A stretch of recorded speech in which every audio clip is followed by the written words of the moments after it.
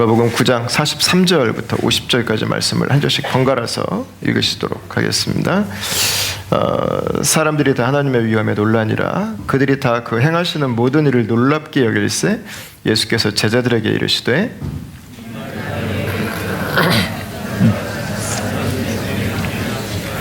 그들이 이 말씀을 알지 못하니 이는 그들로 깨닫지 못하게 숨긴 바 되었음이라. 또 그들은 이 말씀을 묻기도 두려워하더라.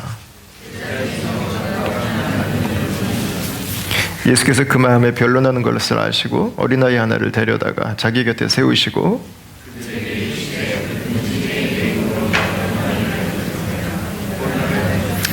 또 누구든지 나를 영접하며 곧 나를 보내신 이를 영접함이라. 너희 모든 사람 중에 가장 작은 그가 큰 자니라. 요한이 여짜오되 주의 어떤 사람이 주의 이름으로 귀신을 내쫓는 것을 우리가 보고 우리와 함께 따르지 아니함으로 금하였나이다. 너희를 위하는 자니라 하시니라. 아멘. 지난주에 저희가 이 산 아래 살아가는 그리스도인의 삶에 대해서 함께 나누었습니다. 그리스도인의 사명은 광범위한 것입니다. 굉장히 넓어요. 그리스도인은 그냥 세상에서 살다가 주일날 한 번씩 모이는 사람들이 아닙니다.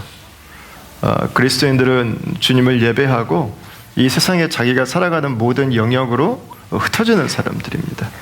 그래서 우리의 가정에 또 내가 일하는 그 일터의 각 영역들 가운데 하나님의 그 손길이, 하나님의 사랑이 드러날 수 있도록 섬기는 사람들입니다. 이게 뭐냐면 사명입니다. 사명. 그러니까 가정이 우리의 사명이에요. 그리스도인은. 그리고 일터가 우리의 사명입니다.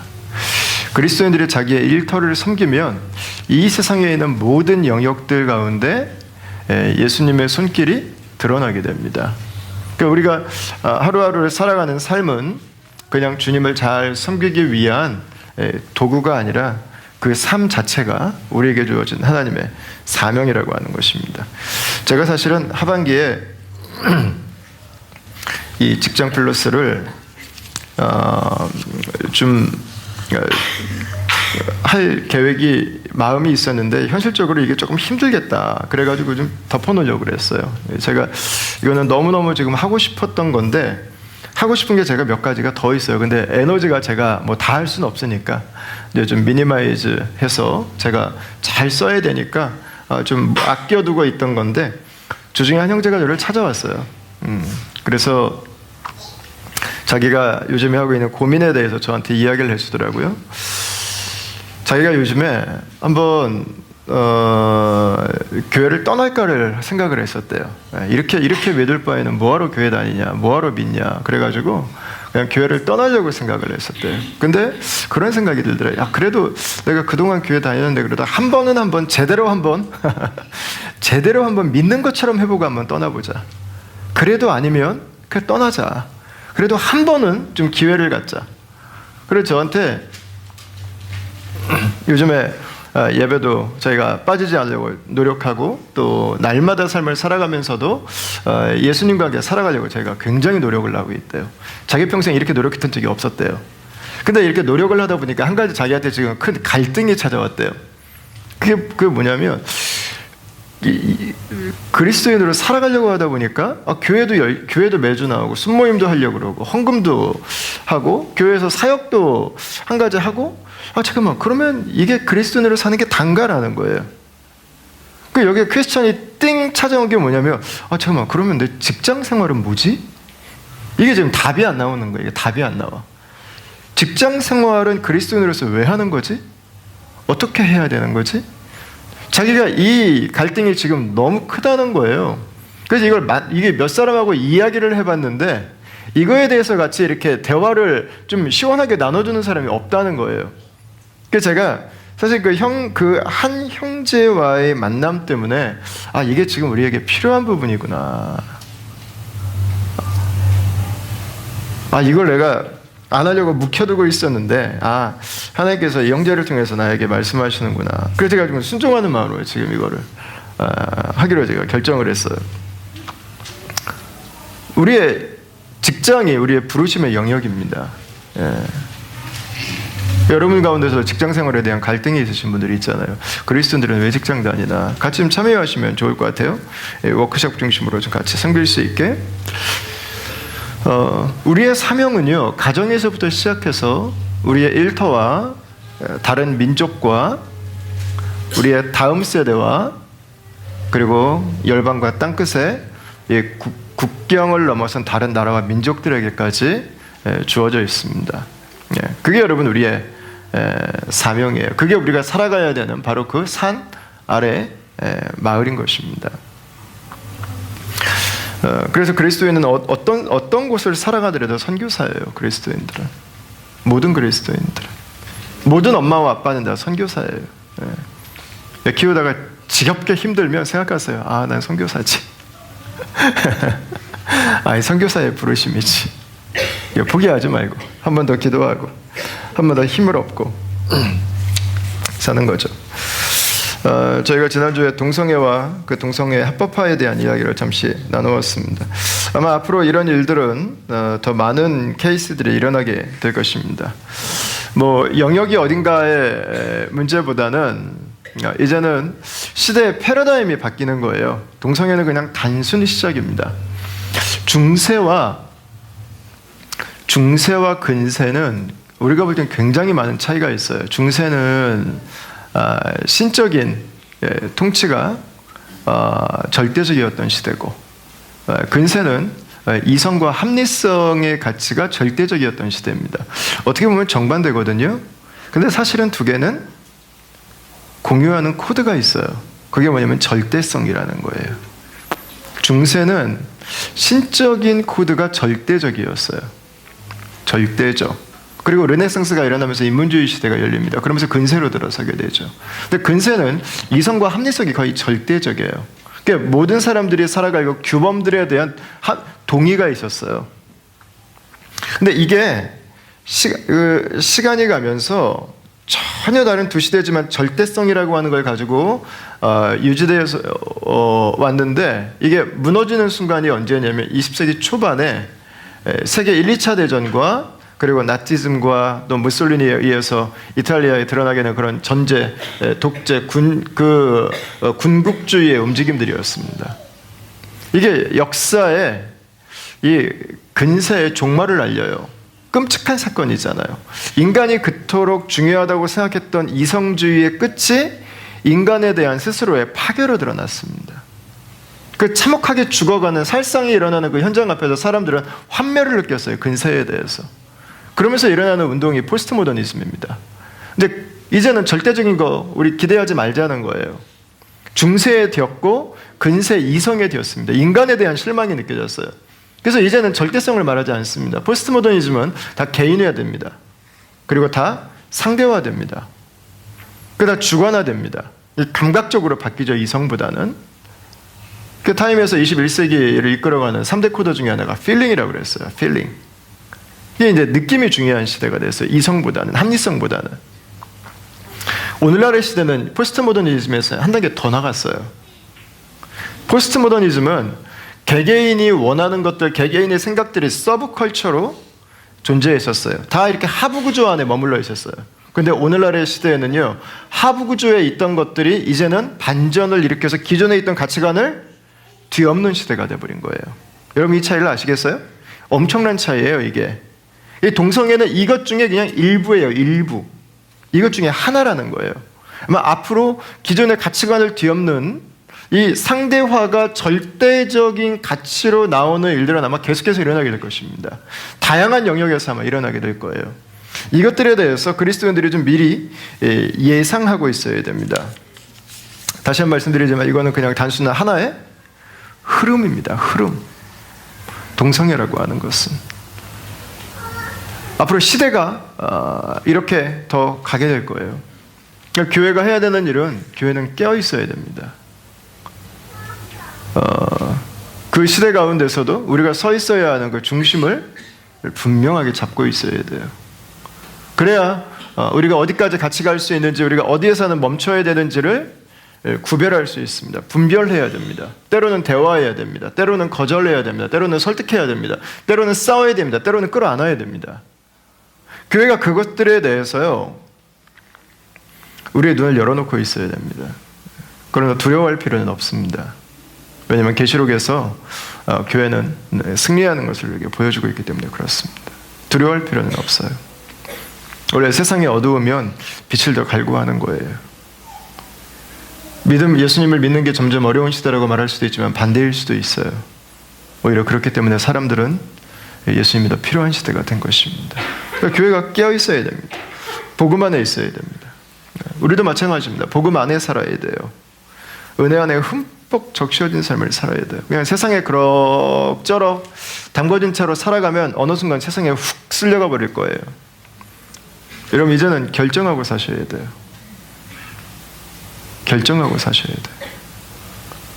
그때 상황 봐서 선택해서 살아가려고 한다면 믿음이라고 하는 건 한순간에 쓸려가 버릴 거예요. 분명하게 내 중심이 주님 안에 있을 것인지 세상에 있을 것인지를 여러분들 결정해야 됩니다. 성경에 대한 그 확신을 가지고 살아야 돼요. 그 주님의 사랑으로 살아야 돼요. 아니면 세상으로 살게 될 것입니다. 그래서 이제 우리의 이 믿음의 진정성이 드러나는 바로 이제 그 시대가 그 시대 안에 우리가 이제 살고 있는 것이죠. 자, 그 변화산 사건, 또 산에서 내려오셔서 귀신 들린 아들을 고쳐주시는 예수님의 모습, 그 이후에 예수님께서 제자들과 함께 다시 여행을 시작하셨습니다. 가신 곳이 한 마을, 다시 여행을 가시는데 다른 복음서에 보니까 예수님께서 가장 많은 활동을 하셨던 가버나움이라고 하는 도시로 가셨다고 기록을 하고 있습니다. 근데 이 변화산에서부터 이 가버나움까지 가는데 예수님을 제자들이 가만히 보니까 예수님이 약간 좀 행동이 좀 이상했던 것 같아요. 뭔가 좀 골몰하고 있었어요. 43절, 44절을 한번 보겠습니다. 자, 우리 같이 한번 읽겠습니다. 시작. 그들이 다 그 행하시는 모든 일을 놀랍게 여길세 예수께서 제자들에게 이르시되 이 말을 너희 귀에 담아두라. 인자가 장차 사람들의 손에 넘겨지리라 하시되. 아멘. 여러분 예수님은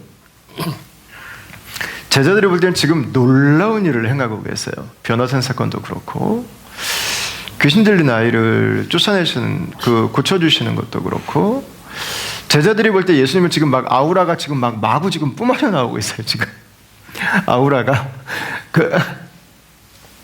에너지가 막 지금 제자들 예수님 아무 말도 안 하고 있는데 막 이 제자들이 볼 땐 지금 막 이 예수님이 지금 너무 막 위대하고 막 대단하고 예수님에게 지금 매료가 되어 있어요. 그 예수님은 뭔가 뚱 해가지고 뭔가 자기만의 사고에 자기만의 생각에 딱 붙잡혀 있으신 것 같아요. 그때 예수님께서 하셨던 이야기가 뭐냐면 한 번 더 얘기하세요. 내가 사람들의 손에 넘겨지리라. 십자가에 대한 이야기를 한 번 더 하고 계세요. 자, 근데 그 다음에 나오는 이야기가 재밌어요. 45절입니다. 우리 같이 한번 읽어보겠습니다. 시작.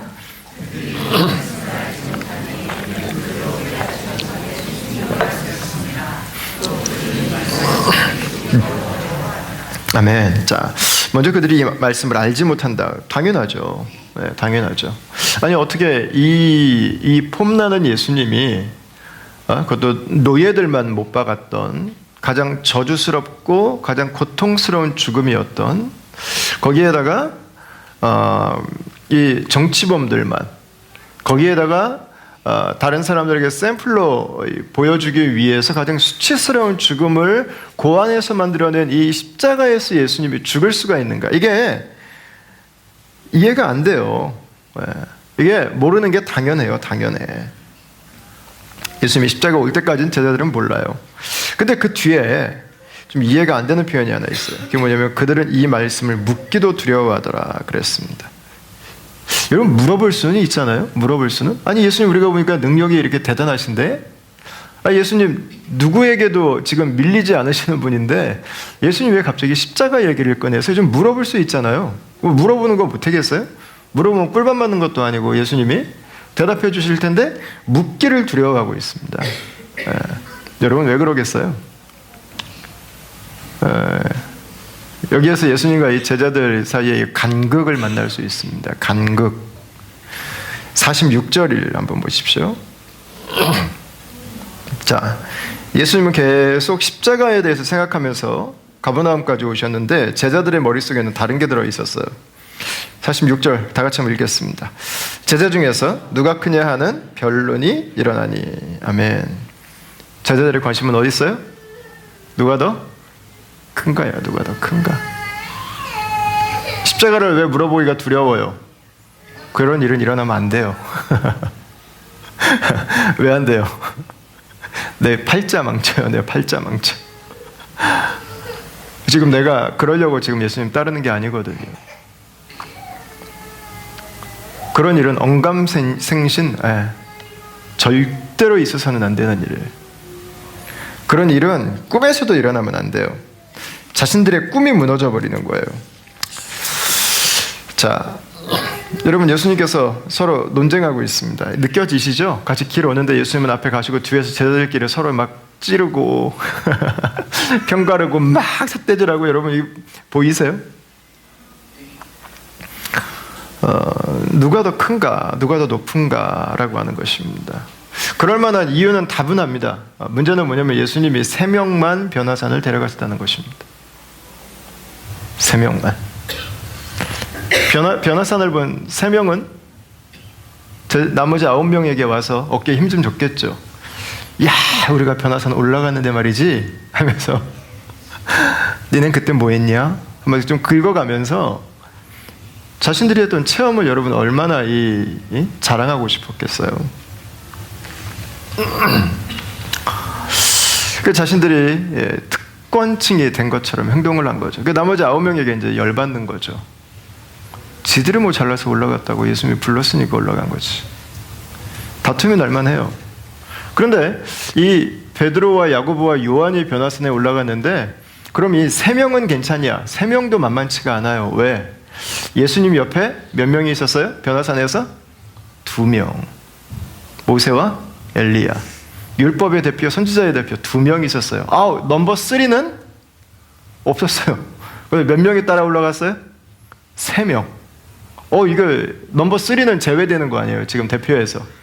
그러니까 예수님 왼쪽 오른쪽만 의미가 있지 넘버 3는 이 의미가 없어. 이 같이 갔던 3명은 뭐가 중요해요? 누가 넘버 1인가 누가 넘버 2인가가 중요한 거예요. 지금 3명이 같이 가서 예수님을 체험했다 안 했다도 이게 특권의식이 생겼는데, 거기다가 3명 중에서도 다툼이 또 생기는 거예요. 네가 위냐 내가 위냐에 대해서. 베드로는 제일 만만한 게 나이죠. 제일 연장자니까 나이를 누르는 거죠. 니들이 인생을 알아? 니들이 얼마나 살았어? 밑에 줄 서. 야고보하고 요한은 어떻습니까? 아버지가 한임 있잖아요. 아버지가 어업회사 사장님이거든요. 야고보하고 요한은 아버지가 배가 여러 척이었어요. 사장님이었어요. 사장님. 그러니까 거칠 게 없어요. 그래서 베드로를 보면서도 자기들이 더 우월한 걸 느껴요. 뭐 가진 게 있어. 뭐 나이만 먹었지 뭐. 이 소위 갈릴리 그 상류층이 갖는 그 어깨에 힘이 있어서 베드로의 자존심을 또 긁었겠죠. 여러분, 이 제자들의 모습은 참 놀랍게도 지난 2000년간 변하지 않았습니다. 놀랍습니다. 이 제자들의 모습은 단순히 예수님의 12제자의 모습이 아닙니다. 이것은 오늘날 교회의 모습이기도 합니다. 여러분들이 많이 읽으신 책 중에 리처드 포스터가 쓴 책 중에 돈, 권력, 섹스라는 책이 있습니다. 현대문화의 가장 강력한 유혹 3가지에 대해서 리처드 포스터는 돈과 권력과 섹스라고 하는 이야기를 했습니다. 근데 보면은 돈이나 성적인 유혹은 선이 분명하잖아요. 선이 구분점이 명확하게 드러나죠. 저도 예전부터 선배님들께서 돈하고 이성에 대한 이슈는 김 목사 한 번이면 끝이다. 그래서 그래, 돈은 내 손 안에 오도록 하지 않는다. 그래서 생각하면서 항상 돈은 제 손 안에 오지 않아요. 지금 저희 교회도 제 손 안에, 여러분 우리가 헌금을 하면 제 손 안에는 돈이 들어오지 않습니다. 저는 심지어 여러분들이 얼마 헌금하시는지도 몰라요. 제가 일부러 보지 않습니다. 헌금 액수에 따라서 여러분들을 대하지 않기 위해서. 재정팀에서 하고 저도 필요한 게 있으면 청구해서 저도 타섰어요. 이성에 대해서도 마찬가지입니다. 나는 오직 김영실이다. 이 중심을 놓치지 않고 오직 한 여자에게. 예.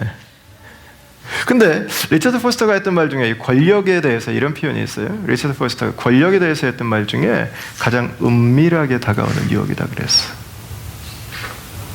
유혹처럼 느껴지지 않아요. 이게 다가오나? 몰라요. 근데 모든 사람들이 추구하고 있는 거예요. 저희 집은 아시는 것처럼 보이만 3명입니다. 이 넘치는 뿜어져 나오는 테스토스테론 때문에 이 파워게임은 일상입니다. 예, 일상이에요, 일상. 파워게임이죠. 맨날 울고, 맨날 웃고 하는 게 파워게임입니다. 여러분, 부부싸움 하시잖아요. 부부싸움은 다 파워게임이죠. 네가 위에 있을 거냐, 내가 위에 있을 거냐. 그 싸움 아니세요? 누가 큰 자냐? 그거 내려놓을 수 있으면요, 부부싸움은 95% 이상 줄어들 수 있어요. 파워게임입니다. 고부간의 갈등은 파워게임입니다. 새로 들어온 며느리에게 곳간 열쇠를 맡길 것인가? 내가 고소할 것인가? 파워게임이에요. 서구 사회는 고부간의 갈등만 있지 않습니다. 이제는 사위와 장모의 갈등이 있습니다. 파워게임입니다. 여성의 인권이 남자보다 신장되고 올라가기 때문에 이제는 장모와 이 사위의 갈등이 첨예합니다. 서구 사회는. 그래서 이 나오는 조크 중에 재밌는 게 하나가 미국 남자들이 가장 슬프고도 가장 큰 희열이 느껴지는 상황이 뭐냐면 새로 산 BMW 5 시리즈를 타고 장모가 절벽에서 추락했을 때 뭐 그런 미국에 그런 조크가 있더라고요. 그런 조크가. 그러니까 우리 한국 사회에 고부 갈등이 있는 것처럼 이제 여건이 신장되는 사회에서는 이 장모와 사회 간 갈등이 있어요. 이런 다 뭐예요? 이게 파워게임입니다. 파워게임. 이게 가정 안에만 있지 않아요. 여러분 교회도 마찬가지예요. 교회 안에도 파워게임이 있죠. 예. 저는 교회는 섬김의 장소예요. 그러니까 직분은 섬기라고 갖는 것입니다. 제가 아직까지 저희 교회 집사 임명을 안 하고 있는 이유가 우리 한국 사람들에게는 직분이 좀 너무 민감해요. 좀. 집사가 되기 전에, 권사가 되기 전에, 장로가 되기 전에 형제가 먼저 돼야 되는데 예수님의 제자가 먼저 돼야 되는데 직분이 불려지기 시작하면 그때부터 성장은 멈춰버리는 것 같아요. 그때부터. 여러분 직분은 섬기라고 주신 거예요. 더 높은 직분은 더 많은 사람들을 섬기는 거예요. 더 열심히 섬기는 거고 그 이상의 의미를 부여하면 안 돼요. 그 이상의 의미로 세상의 이 직위의 논리가 교회 안에 직분의 논리를 들어오면 교회는 이미 타락의 길을 걷고 있는 것입니다. 저는 한 교회에서 호주의 이야기는 아닙니다. 호주는 생각하지 마십시오. 저는 한 교회에서 저 장로 투표하는 걸 한번 본 적이 있어요. 한 안수 집사님이 장로 투표를 했는데 떨어지셨어요. 몇 표 차로 떨어지셨어요. 근데 담임 목사님께서 그분을 꼭 장로로 세우고 싶으셨나 봐요. 3주 연속 투표를 했어요. 이번 주에 떨어지니까 다음 주에 투표를 또 했어요. 근데 또 떨어졌어요. 그럼 이제 모든 사람들이 다 세상에 이런 일이 하면서 어쨌든 투표를 해줬는데 또 세 번째 했는데 또 떨어졌어요. 근데 그분이 그럼 이제 인정해야 되잖아요. 아, 난 여기까지구나. 한 표라도 떨어지면 그냥 인정하면 돼요. 그냥 받아들이면 되죠. 뭐 이렇게 힘들어요. 근데 문제가 뭐냐면 이분이 교회를 나갔어요. 몇 명을 데리고. 그 작은 교회를 세우고 거기서 장로가 되셨어요. 예. 결국 되셨어요, 결국. 왜 그렇게 그게 되고 싶었는지 모르겠는데, 한국 교회는 본국에 있던 이민사회에 있던 권력지향적인 구조를 갖습니다. 이 이야기는 우리가 얼마나 이 직분이라고 하는 것에 깊숙이 연관을 맺고 있는지를 보여주는 저에겐 잊을 수 없는 그런 스토리 중에 하나예요. 뭐 이해되는 측면이 있죠. 특히 이민사회 같은 경우에는 우리가 한국에서 우리 동창, 친구, 나의 커리어, 친족들 다 잘라버리고 이민사회를 왔거든요. 그러니까 우리가 이 사회 안에서 내 존재감을 인정받을 수 있는 안전장치가 그렇게 많지 않습니다. 그게 많은 분들에게 거의 유일한 역할을 하는 게 교회예요. 그러다 보니까 교회에서 내가 누구인가가 너무 중요해져 버렸어요. 필요 이상으로 중요해져 버렸어요. 그러다 보니까 교회에서의 그 자리가 이렇게 큰 의미를 가져버리게 된 거예요. 여러분, 교회에서의 직분은 종입니다, 종. 한 분은 기도하시는데 그 종님 이렇게 기도하더라고요. 주님의 종님이신. 여러분, 종은 님자 붙이지 않아요. 종은 놈자 붙이는 게 종이에요. 님자를 띄워버려야 돼요. 목사는 종놈이에요. 그냥 종놈. 하나님이 있으라고 하신 자리에서 하나님이 맡기신 일 감당하는 거. 순장은 종이에요. 그냥 종. 그냥 머슴이에요. 머슴. 신여. 그 이상이 아니에요. 우리는. 그걸 넘어가려고 하면 안 돼요. 근데 이게 교회 안의 이슈냐? 그렇잖아요. 한국인의 이슈기도 해요. 저는 경주 김씨인데 우리 조상이 저 옛날에 시조가 뭐 김알주라고 아래에서 태어나셨대요. 그 신라 시대 석씨, 박씨, 김씨가 왕을 했는데 경주 김씨거든요. 그게 1000년도 안 돼요. 나는 그분들 어떻게 생겼는지도 몰라요. 나는 경주를 인생에 딱 한 번 가봤어요. 근데 그분들이 내 조상이라고 하는 걸 자랑스럽게 말을 해. 어떤 분들은 조선시대 뭐 영의정 지냈고 좌의정 지냈고 얼굴 본 적도 없어. 몇백 년 지난 일이야. 근데 아직도 그게 우리에게 의미가 있어요. 이게 한국인의 이 피 안에 이 유교적인 가치관 안에서 이게 흘러요. 흘러. 얼마 전에 제 뉴스를 보다가 그 독일의 메르켈 총리가 요즘 바쁘잖아요. 지금 그리스 구제 금융 뭐 처리하고 요즘 얼마나 바빠요. EU에 관계된 일들은 지금 거의 다 지금 총대 메고 앞에 나서서 지금 다 하고 있는데 메르켈 총리의 인상적인 사진 하나가 실린 게 한국의 메이저 신문사에 올라가 있더라고요. 일 업무 시간 마치고 집에 가는 길에 독일에 그냥 평범한 그 마트에 들어가서 남편이랑 저녁 먹을 거 장 보는 사진이 하나가 실렸어요. 그래서 제가 그 기사를 읽으면서 재밌었던 게 독일 사람들은 메르켈 총리가 장 보는 사진을 찍는 한국 기자를 더 신기하게 쳐다봤다는 거예요.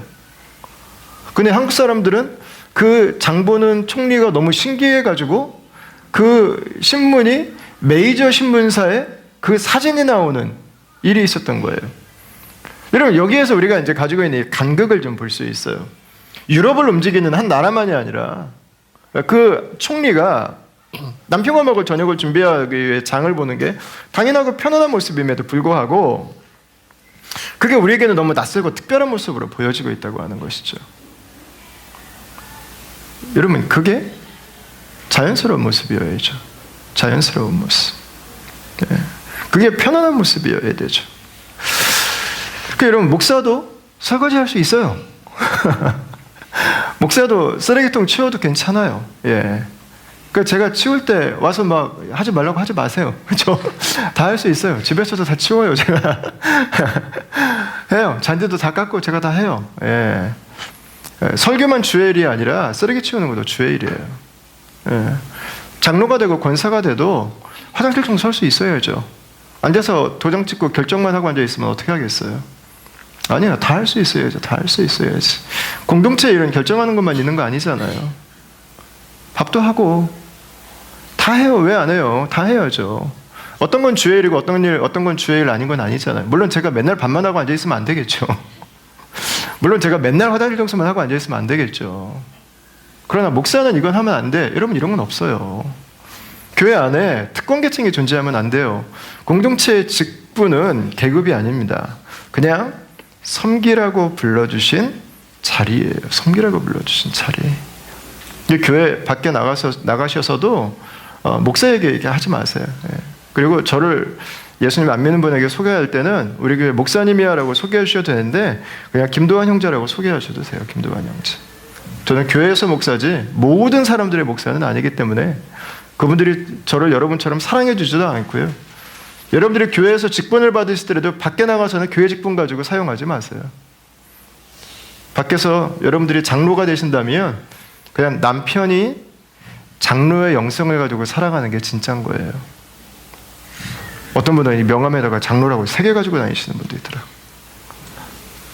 목사님들도 그 명함에다가 자기 타이틀 막 10몇 개 넣어서 다니시는 분들 계세요. 야, 그게 뭐예요? 그거 다 지워버려야지. 하나만. 저는 평생 다음 교회 목사 하나만 새기자. 개척하면서부터. 하나만 있으면 되죠. 하나만. 네? 직분을 자꾸 말하지 마세요. 밖에 나가서도. 교회 안에서도 마찬가지고. 직분은 그냥 더 많이 섬기면 되는 거예요. 집사든 권사든 장로가 되든 목사가 되든 그냥 목사처럼 살면 돼요. 장로처럼 살면 되고. 그게 장로지. 직분 가지고 자꾸 여러분 어필하려고 하지 마세요. 특별히 우리 이 교회 안에는 체험을 가지고도 등급을 나눠요. 사람을. 너 방언해? 못하면 왠지 죄인인 것 같고. 너 성령 세례 뜨겁게 체험한 적 있어? 뭐 왠지 나 없으면 좀 뭔가 열등한 것 같고. 뭔가 교회 안에서도 체험해가지고 이게 자꾸 나눠지는 경향성들이 있어요. 우리는 하이라키에 너무 익숙해 있는 민족이에요. 이게 교회 안에까지 너무 분명하게 들어왔어요. 여러분 오늘 본문에 나오는 제자들이 그래요. 왜 이들이 다투기 시작했어요? 체험 때문에 그래요. 변화산도 봤어? 그것도 안 본 게 어디서 변화산이 중요해요? 여러분 예수님이 중요해요. 변화산은 아무것도 아니에요. 그거는 더 큰 일도, 주님은 더 큰 일도 보여주시잖아요. 부활이라고 하는. 변화산이 뭐라고 이렇게 유세를 떨어요? 아무것도 아니죠. 그거는 체험에서부터 갈등이 시작돼요. 위아래가 시작되고 누가 크냐가 시작되고, 그리고 그 중에서 넘버 2에 들어가기 위한 치열한 싸움들이 벌어지게 되죠. 체험이 차별을 만들고 또 다른 사람들의 평범함을 비하하는 일들이 있게 됩니다. 자, 빌립보서 2장 5절에서 8절 말씀을 우리 같이 한번 읽겠습니다. 같이 한번 읽겠습니다. 시작.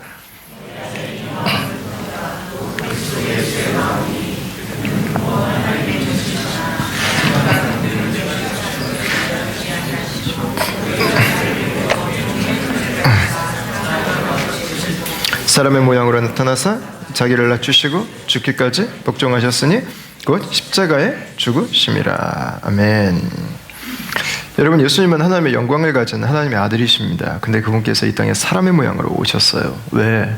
섬기기 위해서. 예수님의 섬김은 무엇입니까? 십자가의 죽으심이었습니다. 우리가 예수님을 닮는다고 하는 것은 능력을 갖고 뭔가를 이루어내고 축복을 쌓아놓고, 여러분 거기에 있지 않아요. 우리가 예수님을 닮는다고 하는 것은 섬길 수 있는가 하는 것입니다. 섬김 자체가 예수님을 닮는 것입니다. 섬김 자체가. 왜냐하면 섬김은 예수님의 라이프 스타일이기 때문에 그렇습니다. 섬김은 예수님의 이벤트가 아니에요. 그분의 라이프 스타일이에요. 라이프 스타일. 예수님은 누구도 섬기셨어요. 차별하지 않고. 예수님은 제자들에게 위대해지라고 말한 적이 없어요. 예수님은 섬기라고 말씀하셨어요. 여러분 주님께서 우리가 주님을 닮기 원하신다면 우리에게 반드시 섬김으로 훈련시키실 거예요. 반드시. 여러분 기억하고 계십시오. 섬김을 거절하는 것을 주님 닮기를 거절하는 것입니다. 대접받는 자리에만 앉아있기를 원하는 것은 주님 닮기를 거절하는 것입니다. 그럼 내가 섬기는 것과 섬기는 척이 어떻게 다를까? 섬길 수도 있지만 섬기는 척을 할 수도 있잖아요. 어떻게 할까? 쉬워요. 누군가가 나를 진짜 종처럼 대했는데 기분이 나빠지면 섬기는 척하고 있는 거예요. 누군가가 나를 진짜 섬기는 사람처럼 대했는데 그걸 기쁘게 받아들일 수 있다면 나는 섬기고 있는 것입니다. 여러분 예수님께서 우리를 그분을 닮기 원하신다면 우리를 자존심 상하는 상황으로 데려가실 거예요. 우리를 종의 자리로 데려가실 거예요. 그래서 우리의 자존심이 상처 입는 환경들을 만들어 주실 거예요. 여러분 그때 기억하세요. 종은 그냥 섬기는 거예요.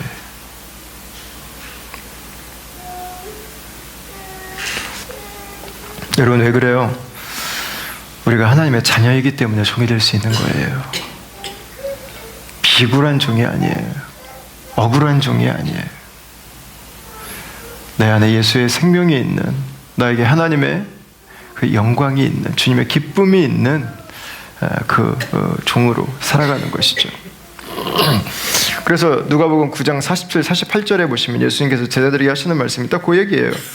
예수께서 그 마음에 변론하는 것을 아시고 어린아이 하나를 데려다가 자기 곁에 세우시고 그들에게 이르시되 누구든지 내 이름으로 이런 어린아이 하나를 영접하면 곧 나를 영접함이요 또 누구든지 나를 영접하면 곧 나를 보내신 이를 영접함이라. 너희 모든 사람 중에 가장 작은 그가 큰 자 아니라. 이렇게 말씀하셨습니다. 여러분, 어린아이는 섬겨도 표시도 나지 않아요. 알아주지도 않아요. 그냥 무시하고 지나가는 게 더 편할 수도 있어요. 그래서 예수님 말씀하셨어요. 아니라고. 섬기는 사람이 예수님 닮은 사람이라고 그렇게 말씀해 주시고 있는 거죠. 여러분, 저는 저와 여러분들이 섬기는 삶을 살게 되기를 바랍니다. 섬기는 사람, 이름이 있는 사람 자꾸 섬기려고 하지 마세요. 저희 교회에서도 자꾸 저 섬기려고 하지 않으셔도 괜찮아요. 저는 이미 충분한 사랑을 받고 있어요. 이미 목사라는 그 이름만으로 저는 이미 과분한 사랑을 받고 있어요. 저에게 더 많이 잘해주시면 그거는 김도환 목사 만들자. 이제 그 결론은 거기로 갑니다. 이제 저를 섬기려고 하는 그 노력들을 중지하셔도 좋습니다. 안 섬겨주셔도 됩니다.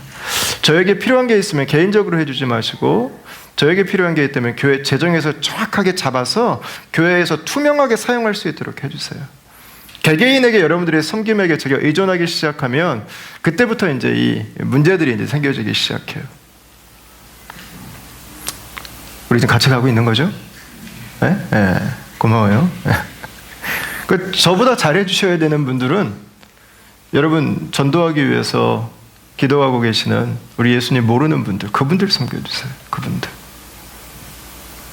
우리 공동체 처음 오신 분들 얼마나 어색하시겠어요.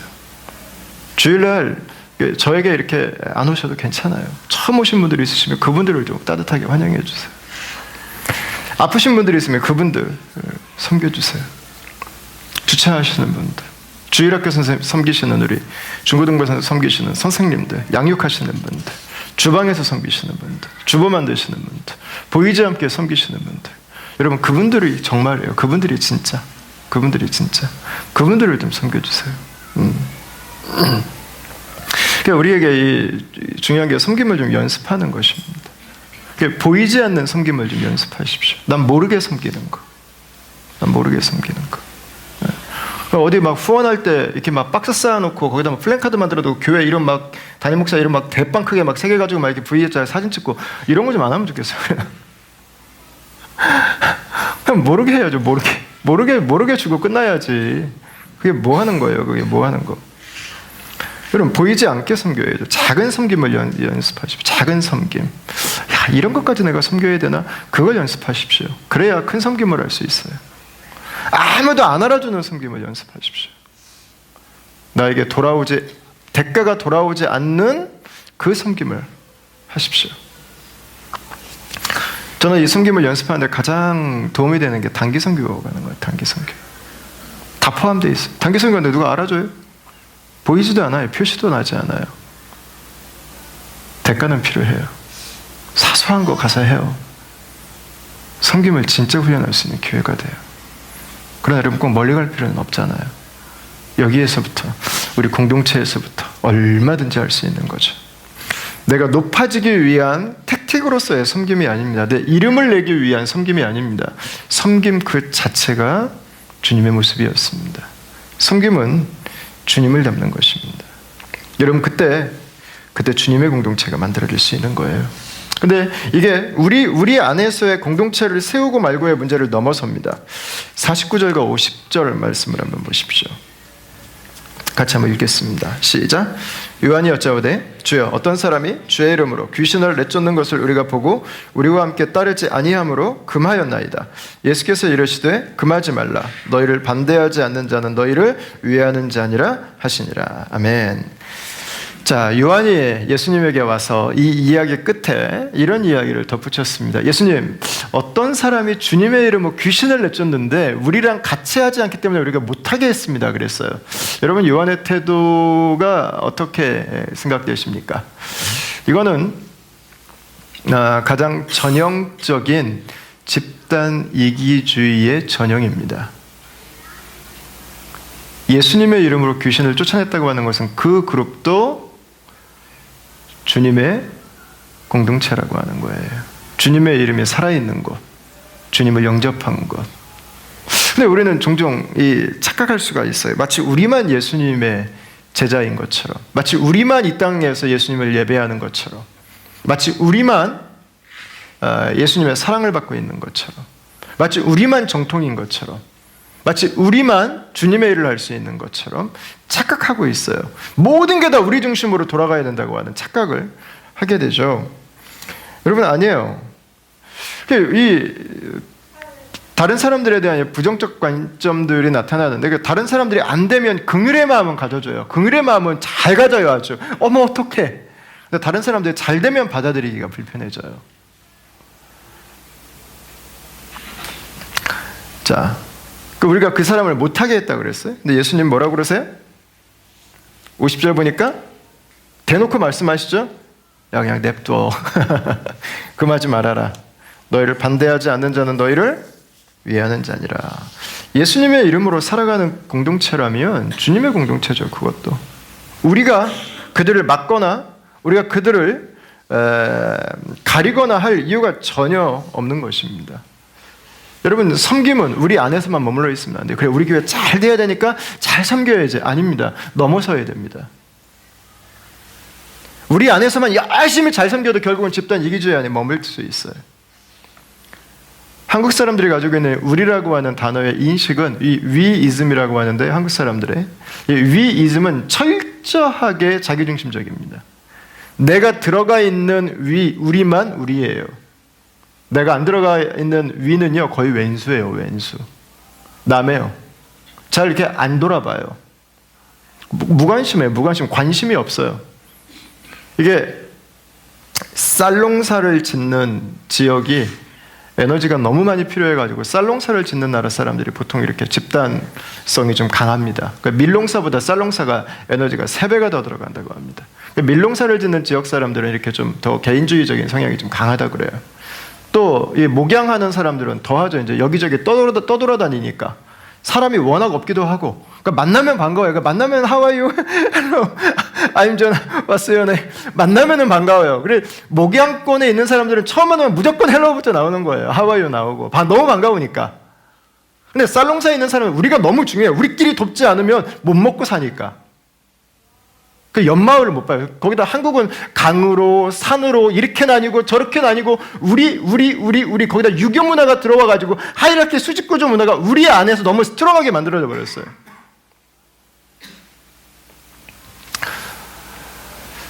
여러분, 그게 우리의 그 아이덴티티 안에, 우리의 그 삶 안에 여러분 녹아 있어요. 교회 안에서도 마찬가지입니다. 우리 부서, 내 사역, 여러분 이걸 좀 넘어갈 수 있어야 돼요. 좀 여유를 좀 서로 가져주세요. 서로에게 좀 배려해 주세요. 다른 분들이, 다른 부서들이 좀 잘 될 수 있도록 도와주세요. 좀 축복해 주시고, 주님이 나를 쓰시면 주님은 다른 사람에게도 은혜를 주시고 다른 사람도 쓰세요. 다른 사람은 잘 돼야죠. 너무 깍쟁이 되지 마시고요. 좀 넉넉해지세요. 배려해 주세요. 좀. 세상의 관점은 인생은 제로섬일 수 있어요. 네가 가지면 내가 못 갖고 내가 가지면 네가 못 갖는다. 근데 주님 안에 있는 인생은 윈윈이에요. 당신도 이길 수 있고 나도 이길 수 있고. 여러분, 섬겨야 돼요. 나를 좀 벗어나는 섬김이 좀 필요해요. 다른 교회들도 여러분 잘 될 때 박수 쳐줘야 돼요. 주님이 다른 교회를 인정하신다면 그 교회들의 약점들을 우리가 좀 가려줄 수 있어야 돼요. 필요한 것들이 있다면 우리가 섬겨줄 수 있어야 돼요. 낮아질 수 있어야 돼요. 우리 이름을 드러내려고 하지 말고 그들 밑으로 내려가야 돼요. 그래야 살아요. 그래야 다 같이 살 수 있어요. 지금 시드니는 여러분 한번 주변 교회 보시면 아시잖아요. 성장하는 교회가 있어요? 없어요. 교회가 전체적으로 동반하락이에요. 근데 그 중에 한두 교회 사람들이 조금 모인다고 해서 그걸 좋아할 수 있는 일이 아니에요, 여러분. 정말 위험한 거예요. 정말 위험한 거.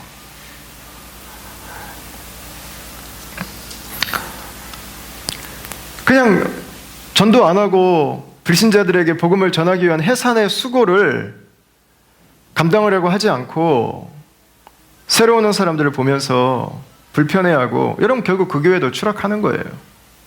이 복음의 헝그리 정신을 회복하지 않으면, 그리고 다른 교회들이 어려운 가운데 잘 일어날 수 있도록 도와주지 않으면 여러분 성장하는 한두 교회도 결국은 그 전체 흐름 속에 끌려갈 수밖에 없어요.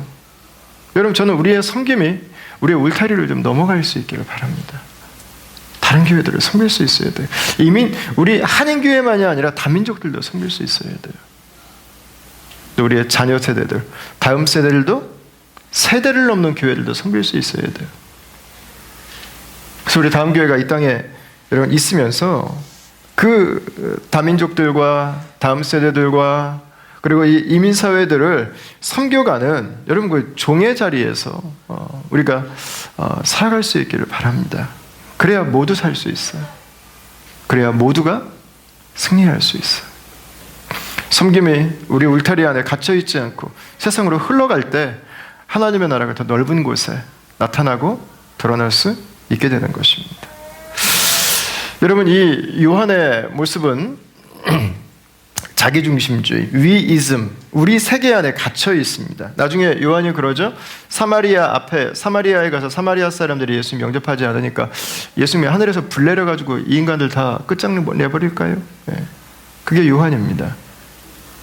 근데 요한이 계속 이렇게 살 것 같은데 요한이 변화가 돼요. 요한 1서를 보면 요한 1서는 무슨 서신이라고 해요? 사랑의 편지라고 그래요. 사랑의 편지. 사랑의 편지. 요한의 이웃을 향한 사랑이 어디까지 갑니까? 요한일서 3장 16절입니다.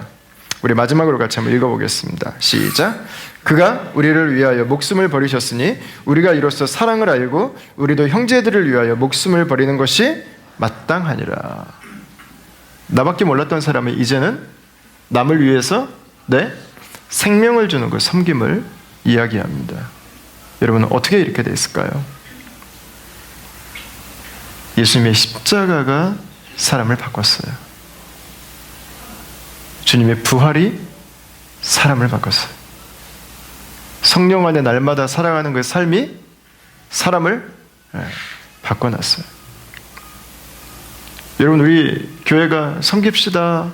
섬기는 게 우리의 모습입니다. 왜 맨날 나만 섬겨? 그럼 안 섬기셔도 돼요. 그런 분들은. 섬김은 내 안에서 흘러넘치는 것입니다. 십자가의 은혜가 내 안에서 충만하게 채워져서 흘러넘길 때 섬김은 일어나는 거예요. 부활 그 생명이 내 안에 감격으로 찾아와서 내 온 존재를 뒤덮어버릴 때 섬김은 일어나는 거예요. 다시 오실 주님에 대한 그 갈망과 고대함이 내 인생을 가득 채우고 있다면, 오늘 그 인생을 성령께서 나를 붙들고 계시다면 여러분 섬김은 자연스러운 것입니다. 당연한 것입니다. 편안한 것입니다. 특별한 것이 아니에요.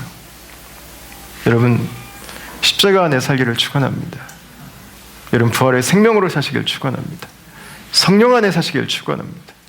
이기심을 깨고 우리 주의를 넘어서서 여러분 열방이 하나님의 축복 가운데 거할 수 있도록, 다음 세대들이 주님의 은혜 안에 살아갈 수 있도록, 이민사회, 이 교회들이 건강하게 일어날 수 있도록 여러분 섬김의 자리를 지켜가는 그런 다음의 가족들이 되시길 주의 이름으로 축원합니다.